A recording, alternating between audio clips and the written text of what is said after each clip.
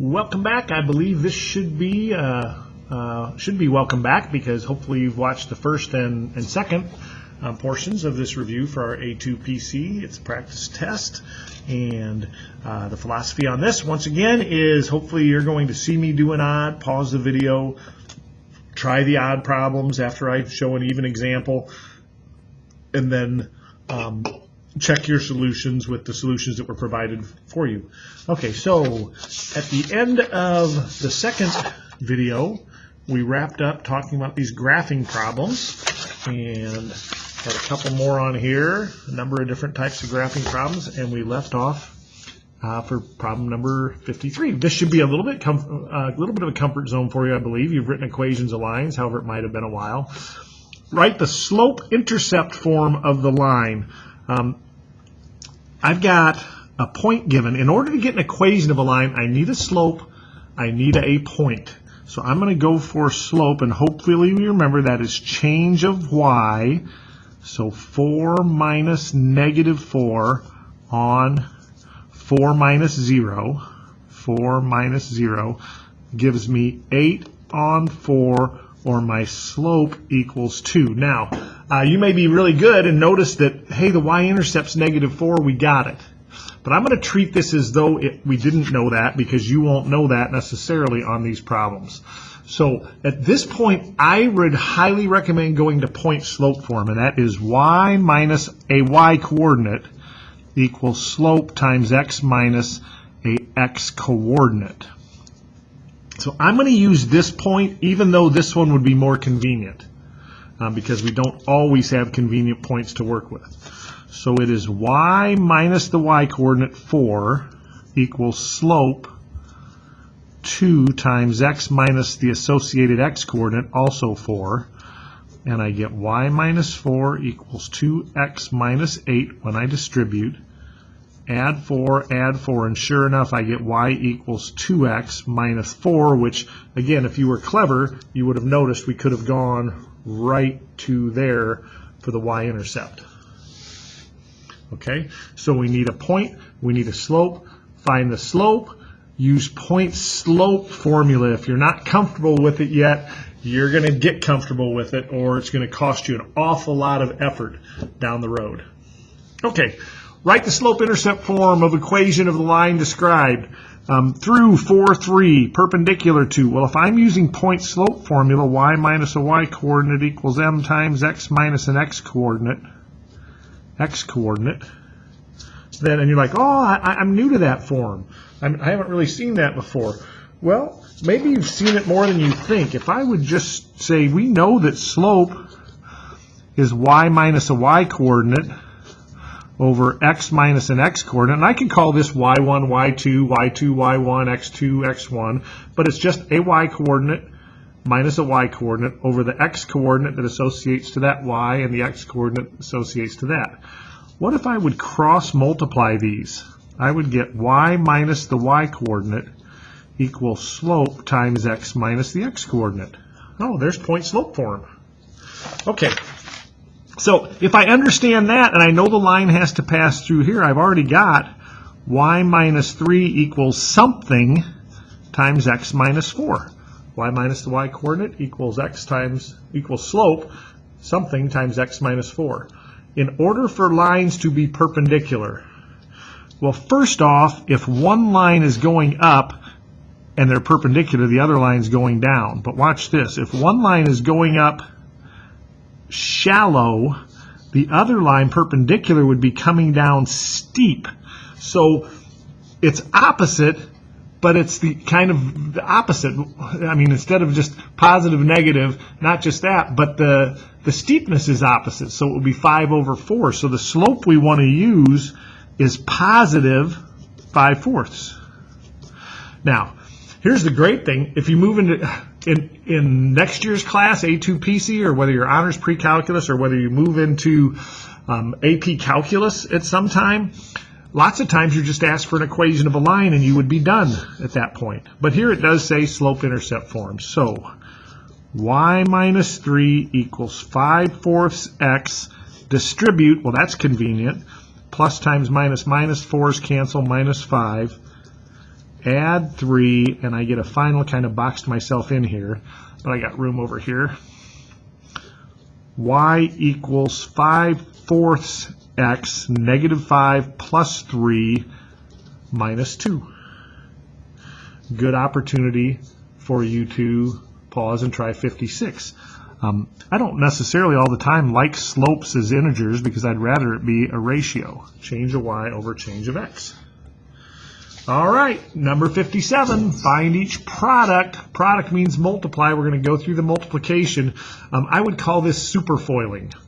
I need to take 4x times each of these, so I'm going to go over the top here.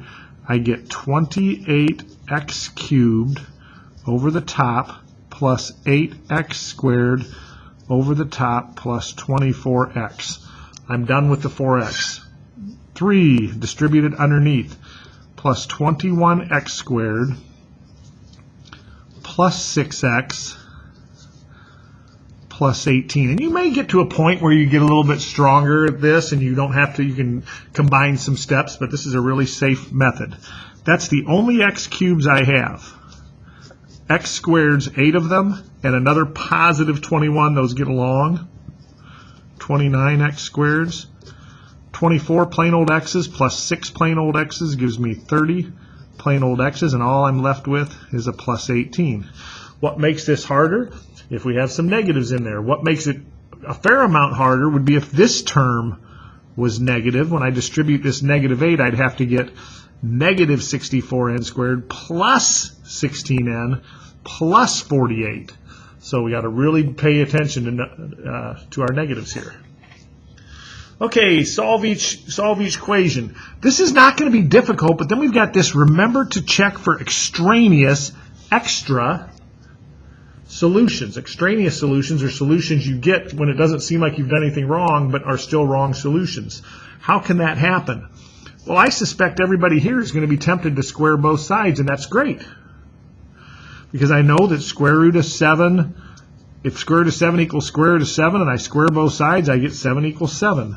But what about this? What if I have negative 4 equals 4? That's not true. But now if I elect to square both sides, I get 16 equals 16. I turn a not true thing into a true thing. So I'm certain 8th grade, probably this year in geometry as well, you've had some algebra problems and it was recommended or maybe required that you check your answers. When you square both sides, it's not a recommendation anymore, it's really a requirement. So I'm going to square both sides, and I'm going to put a star here just because, oh, okay, I have to check answers now. And I get negative 1 minus 3n equals 2 minus 2n. And now it's pretty easy algebra. I think I'm going to add 3n to both sides, get rid of here. When I add 3n over here, negative 2n plus 3n gives me an n. Negative 1, I'm going to leave you over here, and I'm going to subtract the 2. So I added 3n to both sides, subtracted 2 on both sides, and I get n equals negative 3. And that's the only solution I get. Is it okay? Let's see. Square root of 1 minus 3 times negative 3 is supposed to equal square root of 2 minus 2 times negative 3. And I get square root of, that would be 9, I get square root of 10 equals, is that right? No, I get square root of 1 plus, yep, that's right, 9 equals, here I get 6 and 2, is that right? 6 and 2, here I get 8, which would mean that's extraneous. That's pretty interesting to me. I get n, I get negative 3, I get 9, I get 10, I get 2, I get plus 6, I get equals square root of 8, and all of a sudden I see I've got some issues with this. Therefore, that appears to be an extraneous solution. Might come back and take a look at that one. Okay, same thing. We would square both sides, but then we have to check our solutions because as of right now, I believe we have no solution for this. I'm going to look at that one more time. A little bit surprised there, although I don't have the answer key in front of me. You have it. Maybe you're saying, hey, this is just fine. Square both sides. This is good. Add 3 n's, I get n. Subtract 2, I get negative 3. 1 minus 1 plus 9. Oh, yeah, this is certainly wrong. 1 plus 9, it is 10. 2 plus 6, it is 8. We have an extraneous solution. Okay. All right, a little bit ugly here. These are a lot like problems that we looked at earlier, where we had what I referred to as like a whole lot of easy type problems. You may have seen that in video 2. However, now we have these fractions, but the fractions don't change the process. I would still suggest it's just a whole lot of easy. I'm going to simplify things above, let my elevator rides, these negatives, do their thing. Simplify anything I can and handle elevator rides. Let's see. So here I have, if this was just a plain old y to the second up top, and this was a times y to the third up top, we'd know we add 2 and 3 and get y to the fifth. So I'm just going to add these fractions, and if you were opted a calculator, you could, but seriously, we shouldn't have to do that. Common denominator 4. This is 6/4 plus 3/4, 9/4. So I've got y to the 9/4. Now, these y's come up top, become times y to the first. These x's come up top, become x to the 7/4. These x's go to the bottom. This 2 stays in the bottom. These x's go to the bottom, become x squared. Lots of little things we can do there. And now I notice, well, in the top, I've got 9/4 y's and another 4/4 y's, y to the 13/4. And in the denominator, I have 8/4. Maybe I'll write this out. X to the 7/4. I have 8/4 here. 7/4 of these cancel 7/4 of those, leaving me with y to the 13/4. 7/4 of these cancel 7 of those fourths on 2x to the 1/4. 7 cancels 7 cancels 7 of those 8. And then I take a look. Your answer should contain only positive exponents. Good. And no fractional exponents in the denominator. I've got a fractional exponent. I have 1/4. I wish I had 3/4 more. So I multiply by 1 in the form of 3/4, and I get y to the 13/4, x to the 3/4 over 2. And now I have a full x, 4/4, 2x. Okay, number 62, very similar. All right, let's take a look at 63. I could get common denominators here, smash these together. Treat this as a fraction, 3 on 1. And say, well, 3 on 1 over this fraction is 3 on 1 times the reciprocal. However, I could do this. Out of this term, and this term, my least common denominator includes a 5 and an a squared. If I multiply the top and bottom by 5a squared, the compound fraction goes away. If you watched video number 1, I referred to this as a mess. So I get 15a squared over. When I distribute this to here, the a squareds cancel, and I get 5/4, $1.25. Minus, when I distribute this to here, the 5's cancel, and I get 3a squared. And my only chance to reduce this would be if I could factor top or bottom and the factors match. Well, the numerator, other than I could call 15 3 times 5, is factored. The denominator, my only chance here would be if I could factor out a monomial. Does 3 divide 125? It doesn't. Therefore, final solution. My recommendation, if you're doing 64, would be to go ahead and multiply this by least common denominator is 4. It's still 4. multiply this by 4 over 4. Okay, to simplify this, I'm going to go ahead and rewrite this as a multiplication times 3k squared on 1. And I'm going to factor this side, k minus 4. What can I factor? Can I factor anything out? I can factor a 3k out of both of these. Leaves me with a k minus 4. And good stuff happens here. K minus 4 cancels k minus 4.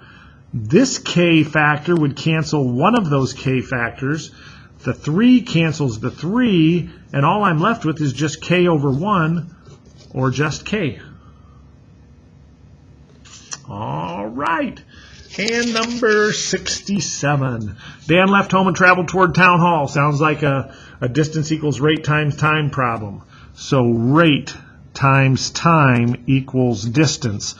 This will be D for Dan, not D for distance, or I'll just put Dan here.